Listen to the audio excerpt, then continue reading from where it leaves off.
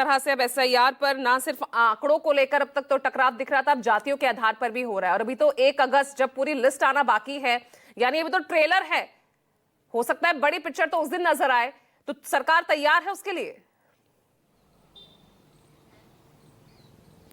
देखिए, बिल्कुल जहां तक एसआईआर और चर्चा का सवाल है, गिरधारी यादव का सवाल है, उनका जो बयान है, इसमें इसको 2 तरीके से देखना चाहिए। पहली बात कि जैसा संजीव ने भी बताया, मैं भी लगातार ये कह रहा हूँ कि सत्ता पक्ष का साफ मानना है कि चुनाव आयोग की तरफ से वो संसद में बयान नहीं दे सकती। हालांकि विपक्ष के कुछ लोग कहते हैं कि इसे लेकर लॉ मिनिस्ट्री जवाब दे सकता है, तो ये लॉ मिनिस्ट्री जवाब दे सकता है क्योंकि उसके अंतर्गत ये मिनिस्ट्री आता है। लेकिन ऑटोनोमस बॉडी है, इसलिए सरकार कहती है कि इस पर संसद में चर्चा नहीं हो सकती क्योंकि इस पर जवाब कौन देगा। तो ये यक्ष प्रश्न है और सरकार इस लाइन पर अडिग है कि इस पर कोई चर्चा लोकसभा में नहीं होगी, चाहे आप कितना भी हंगामा कर लें।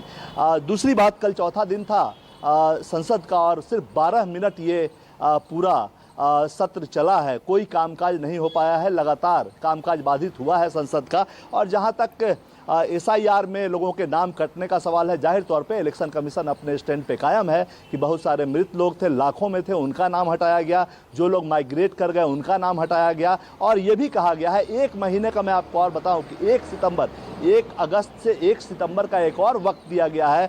बीएलए जो कि बूथ लेवल एजेंट है, राजनीतिक दलों के द्वारा 12 राजनीतिक पार्टियों के द्वारा लगभग 1.5 लाख बूथ एजेंट नियुक्त किए गए हैं। बीएलओज के द्वारा उनको 15 लाख के आसपास पेपर्स दिए गए हैं जो कि नहीं मिले हैं या जिनके बारे में कहा जा रहा है कि वो हैं लेकिन उनका नाम कट रहा है। तो बीएलएज को दिया गया है कि बीएलओज भी खोजेंगे और बीएलएज भी जाकर देखें और उनके ये जो 15 लाख लोग हैं जिनके बारे में कहा जा रहा है उनके डॉक्यूमेंट जुटाएं और फिर उसको सबमिट करें। यानी लगभग 1 महीने का वक्त और मिला है। जहां तक वक्त का सवाल है, देखिए मैंने पहले भी कहा था और लगातार अंदर खाने कई सारे नेता ये बोल रहे थे कि समय कम दिया गया है और इसमें कोई दो राय नहीं है कि वाकई समय कम दिया गया है। लोग बीएलओज भी परेशान है, आम जनता भी परेशान है और जाहिर तौर पे जो देश के अलग अलग हिस्सों में बिहार के लोग रहते हैं वो कैसे इतनी जल्दी जाकर अपना फॉर्म जमा कर लें या बीएलओज के सामने पेश हो जाएं।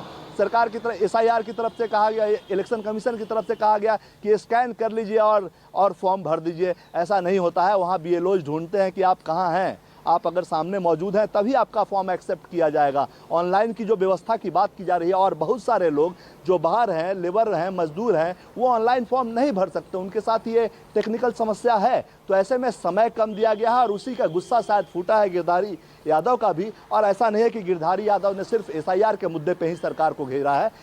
गिरधारी यादव ने कल संसद में ही रेल के मुद्दे पे भी सरकार को घेरा है। उन्होंने आरोप लगाया कि बिहार की राजधानी से आर्थिक राजधानी मुंबई या दिल्ली तक कोई सीधी ट्रेन नहीं चलाई गई है, जबकि उन्हें मालूम है कि 5 ट्रेनें, अमृत भारत ट्रेन जैसा कि उन्हें रेल मंत्री ने ही बताया कि वो चला है। तो कहीं ना कहीं एक दबाव की राजनीति भी साथ साथ चल रही है। भले ही जेडीयू ने कारण बताओ नोटिस या नोटिस जारी किया है गिरधारी यादव को, पार्टी में ही फूट देखने को मिल रहा है। कोई नेता कह रहे हैं कि गिरधारी पे कार्रवाई कीजिए। ठीक है, बहुत सारे यहाँ पर सवाल हैं। अब कारण बताओ नोटिस तो जारी कर दिया गया है और वो यादव हैं इसलिए आरजेडी की भाषा बोल रहे हैं, ये भी उन पर आरोप लगा दिया गया है।